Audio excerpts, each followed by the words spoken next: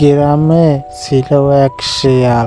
সে প্রতিদিন হুন্ডাই করে শহরে যাইত। তার হুন্ডাই করে সে এখন শহরের দিক যাইতে আছে, কিন্তু তারপর বড় রোডঘাট পথে চলে গিয়েছে, শহরে চলে যাইছে। এক বাড়ির সামনে দিয়া সে এখন যাইতে আছে, আর মনে মনে ভাবতে আছে, আমার ঘরের বউ এখন কি করতে আছে, কি যে করে সেটা তো বুঝতে পারি। শেয়ালটা তার বাড়ি এসে আইসা কয়, আমার বউ গিন্নি গেলে কই, আমি এত কষ্ট করে দূর থেকে বাজার থেকে আসলাম, আইসা আমার গিন্নি গেলে কই। তারপর সে এখন চিন্তা করে, আমার গিন্নি কোথায় গেল বলো, আমার গিন্নি বাড়ি থেকে কি চলে গেল নাকি আবার। তাই তো শেয়ালটা চিন্তা করে, ভাগ্যা আমি এখন আমার গিন্নিকে দেখতে পাই নাকি। তারপর শেয়ালটা কয়, যাক ভালোই হয়েছে, গিন্নি বাড়ি থেকে ছেড়ে চলে গেছে, এখন আমি শান্তিতে থাকতে পারবো। আমার গিন্নি তারপর খাটে বসে চিন্তা করে, আমার গিন্নি গেছে ভালোই হয়েছে, এখন আমি আনন্দ ফুর্তি করবো, আর একলা চল গিয়ে খাবার টাবার খাবো, কেউ ভাগ দেওয়া লাগবে না। তারপর তার গিন্নির লেগে শিয়ালটা খুব মনের সুখে কাঁদতে আছে, সে গিন্নি গেছে তাই কাঁদে শিয়ালটা।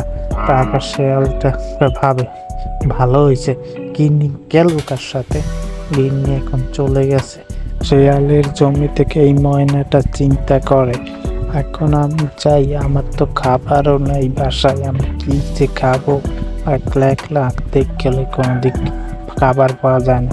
তারপর চলিয়ে যায় ময়নাটা।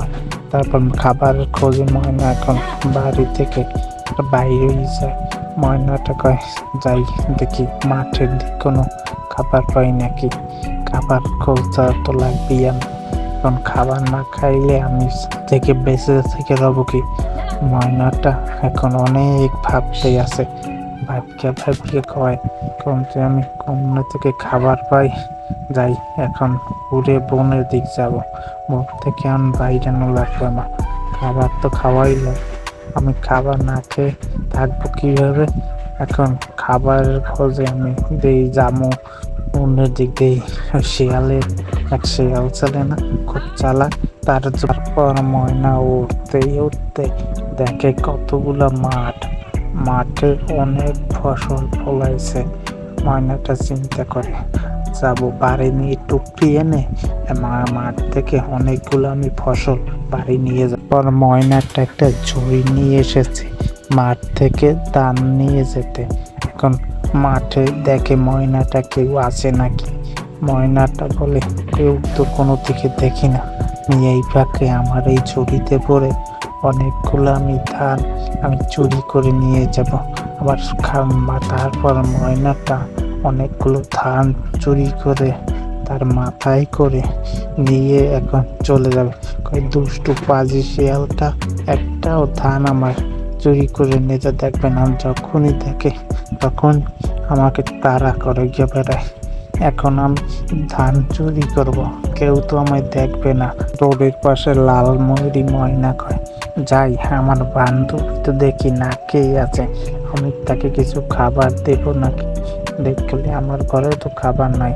তারপর লাল ময়না কয়, যাই এলোই দেখি আমার সখী কি করে, আমার সখী তো না খেয়ে আছে, যাই কিছুটা খাবার তাকেও আমি ভাগ করে খাই। তারপর রোডের পাশে সব ময়না পাখিটি বসে ভাবে, আমি যদি তাকে খাবার দিয়ে দিই, আমি খাবো আমি কেমনে, না আমার খাবার দেওয়া যাবে না, ও খাওয়াইতে পারুক না পারুক এটা তো আমার দেখার বিষয় না। তারপর লাল পাখি ময়নাটা ভাবে, সে তো আমার সখী। তারপর শিয়ালটা সে এক হুন্ডাই করে চালিয়ে যায়। শিয়ালের হুন্ডাটা নষ্ট হয়ে গেছে মাঝ পথে।